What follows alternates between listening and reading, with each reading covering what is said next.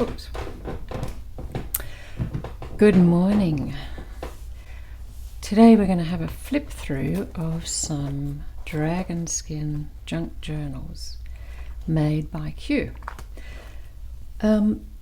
Last year, I think it was last year, we had a stand at the Craft and Quilt Fair in Sydney, and I taught a make and take simple junk journal as part of that, and we were selling dyed papers and journals and covers and various things. It was really fun, and Q, bless her heart, made all these dragon skin covers in advance for the make and take class. I think they were on an old bed sheet and tissue paper and Lumiere, and each featured one of her handmade glass eyes and some coordinating beads on the pamphlet stitch threads. So she had a lot of fun with the Lumiere paints and dry brushing and coordinating glass eyes.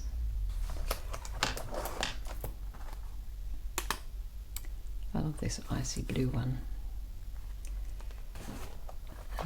So this is just a small selection, and of course she made more than we needed for the show, so now she's been putting them together in her style, and I thought I'd just do a flip through of one. They all run along a similar structure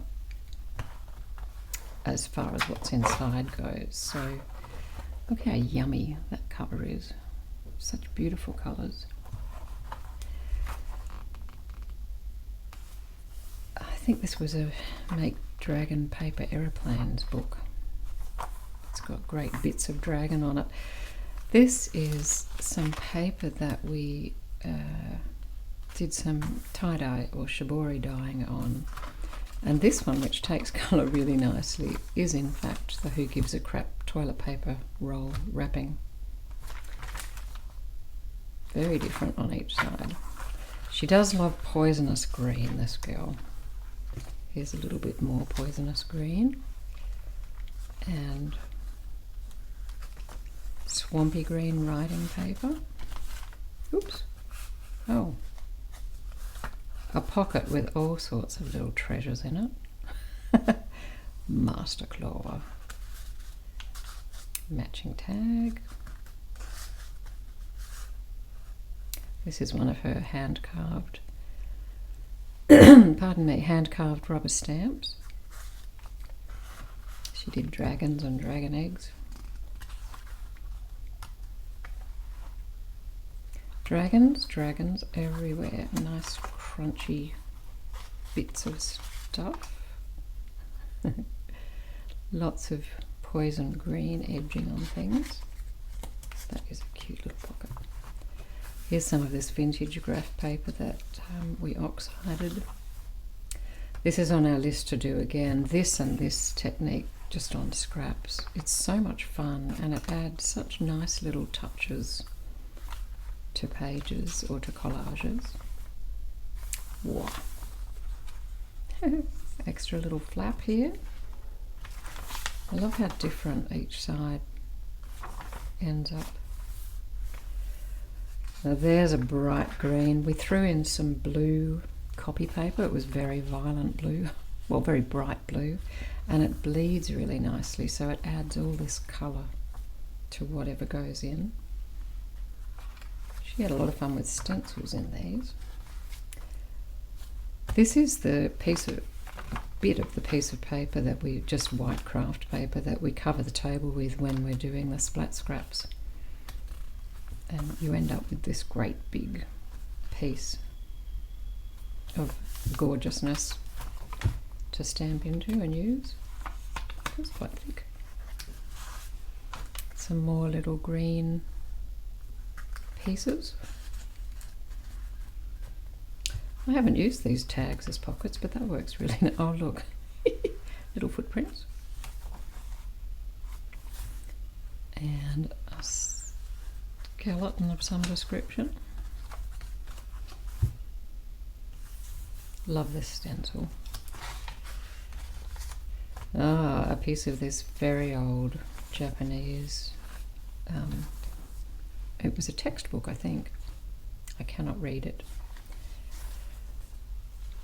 Can't remember if we dyed that or if it came like that.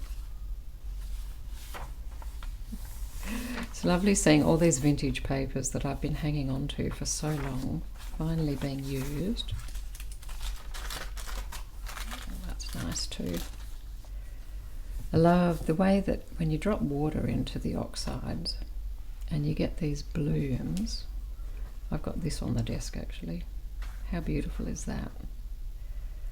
This is actually the cloth that we mop up the mess with because I get very messy. Maybe that wasn't, that's oxides. I think this was food dye. But same thing, just where you add drips, it blossoms out and pushes colour around. Makes for lovely effects. Bit of paper ruffle. Oops. And then hidden in here. Ooh. I wonder what she was covering up with these bits, but this looks like a bit of eco-printed paper. I like that. She's hidden that just in this larger thing. Q is very averse to making scraps, so she tends to keep things. Oh look, so that's actually one A4 sheet across here. So it almost created a little envelope really, hasn't it? That's very clever.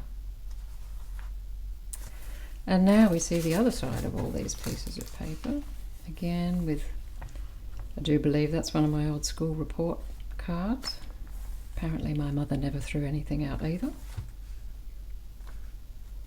It almost looks like a map, doesn't it? Just where the coffee's stained. They have so many old stamps. Ooh, and something's clipped in here. Oh, it's an envelope with all sorts of little treasures in it. And some crystals. And how did she have it? I think it was like that. You've got your own little dragon hatchling. Oh, and one of our watercolour die cut cards. Ah, bubbled on this one for added goodness.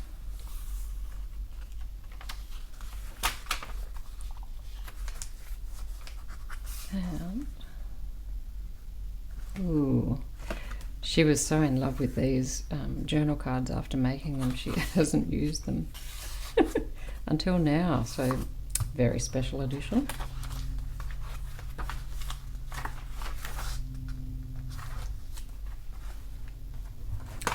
Beautiful. So I think each of them have, yeah, they're kind of, the colourway matches the cover, and they each have a different, a different dragon in the middle. And knowing Q, all done, you know, with their own variations. So this will be a reddish purple one, pinkish purple one. Ooh, look at that. Ooh, I like that. Another purple one, but not quite as richly coloured, but still with lots of little tricksy bits.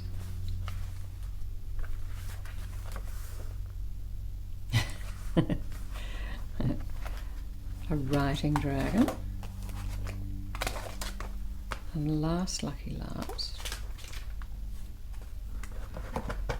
Ooh, more of a tealy pinky one.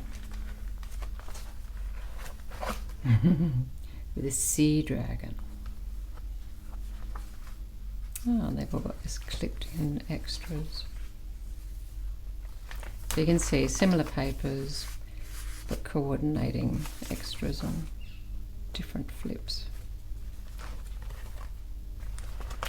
Anyway, I hope you have a go at making something similar. It's they're gorgeous, but they are one signature, so single signature. You can still get a lot of journaling goodness in that and practice your 3-hole pamphlet. Oh, no, it's a 5-hole pamphlet stitch on this one. And just dress it up. And of course, if you'd like any glass eyes or indeed dragon skin journals or covers, we still have a lot if you don't want to make your own. Okay, back to the drawing board for me. Bye for now.